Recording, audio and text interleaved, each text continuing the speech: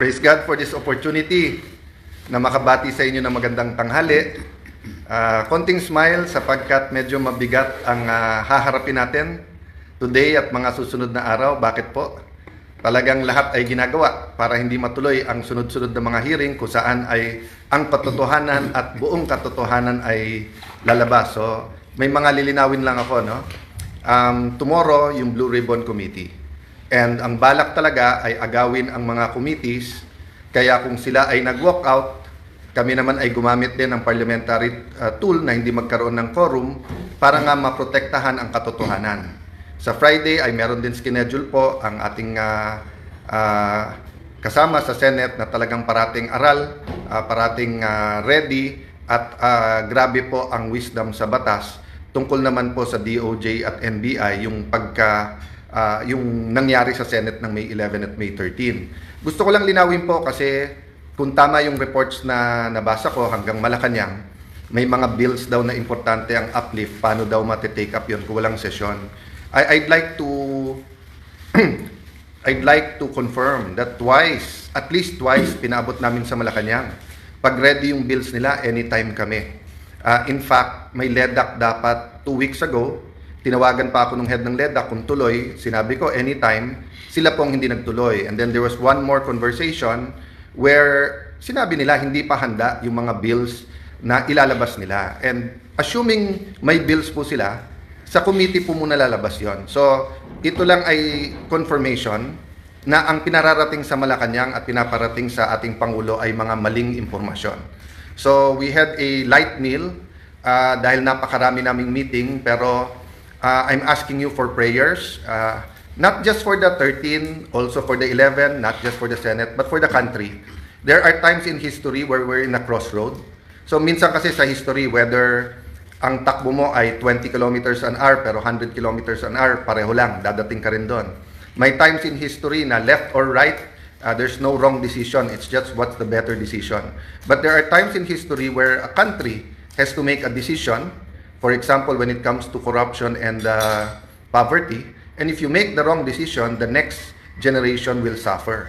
So it starts with your personal decision, then it becomes a group's personal decision, katulad ng grupo ng 13. Then it becomes an institutional, a community decision, then it becomes the decision of a nation. So as of yesterday, di ba, ang hinihingi pa lang naman namin, give the truth a chance. So ngayon, we're asking everyone to pray that matuloy yung mga hearings. No? I'm not saying that every single witness will tell the truth. What I've been consistent with since 2007, nung chairman ako ng Blue Ribbon Committee, is that that platform allows us for anyone to testify at makikita po natin yung testimony nung magte-testify. Nagtataka lang ako, bakit umiba ngayon na ilang buwan walang hearing kung kailan may mga bagong revelasyon at medyo mabibigat na yung mga witnesses na nagiging available. Anytime po, may malalaking witnesses din or mayroon din po mga pwedeng biglang magsabi ng totoo. No? So of course, the man of the hour tomorrow, Senator Dante Marcoleta. Sir, magandang tanghali. Kumusta po kayong lahat mga kababayan? Ito po, nag-uusap-usap po kami para sa araw ng bukas. Ang gusto lamang namin ay ang inyong total support.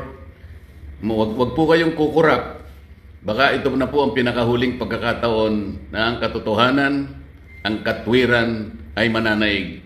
Kagaya po na sinabi ni SP Alan, lahat po ay gagawin nila para patuloy na pagtakpan ang isang issue na kayong lahat ay may kinalaman sapagkat pera po ninyo ang ninakaw nila. Kaya sinabi ko po, wag kayong kukurap. Ang gagawin namin bukas will define the direction of this country kung saan tayo papunta. Salamat po sa inyong lahat at sa inyong suporta. So, thank you very much, Kuya Dante. So, ulitin ko lang po kaya pinapaswear, di ba? To tell the truth, the whole truth, and nothing but the truth. Kasi may half-truth, may tinatago na truth, mayroon pong lies, no? Series of hearings to. Pag naumpisahan po natin bukas, nandiyan na yung momentum. Inuulit ko po, pag may 13, automatic, hindi ko kailang mag-resign sa inyo na. In fact, tinitingnan ko lang day by day, week by week lang na matuloy lang itong mga hearing at maumpisahan lang. Baka naman yun lang ang trabaho ko. I'd be more than content to go. The day that God uses people to tell me na meron na kaming napili to lead us. In fact, sinabi ko na rin sa 12, gawin yung kandidato ang bawat isa sa atin dito, sino po ang gusto ding maglingkod sa ating bansa. But my mission right now is for the truth to come out. Again, hats off kay Senator Jinggoy Estrada. Napakatagal ko na po siyang kilala. We have our run-ins. In fact, may mga ibang nagpo-post ng aming mga disagreements in the past. But I'd like to reiterate what I said yesterday. Yung sinabi ni Senator Jinggoy na may ebidensya siya na talagang pinipilit siya lumipat at ang kapalit ay kanyang freedom at walang kaso, that's not hearsay to me because narinig ko mismo yung conversation. And palakas ng palakas yan, yung threat na yan sa iba pa naming mga kasama. So, dun sa 11, maybe some of them have a reason na, mag-ingay, lumaban, i-discredit yung Blue Ribbon kasi especially pagdating dun sa 18 Marines, nabanggit din ang pangalan nila, allegedly nahatiran din ng malay-maleta. Having said that, dun naman sa inyo ng mga tinatakot lang kasi I know at least one member na tinakot siya. Kasama na namin siya eh. Actually, nung araw, mas bilib ako sa kanya kaso kay Jinggoy.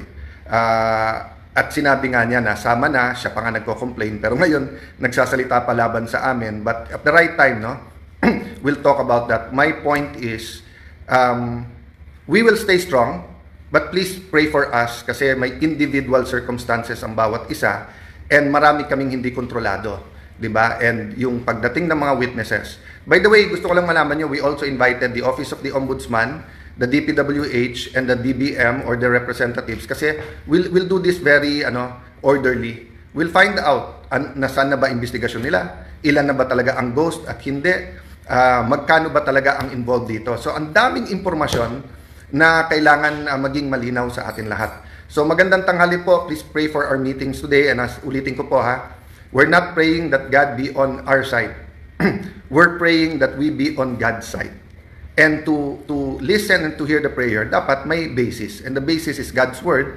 And of course, the basis is yung tamang counsel na dun lang tayo sa tama. Hindi pwedeng kasinungalingan. God bless you all.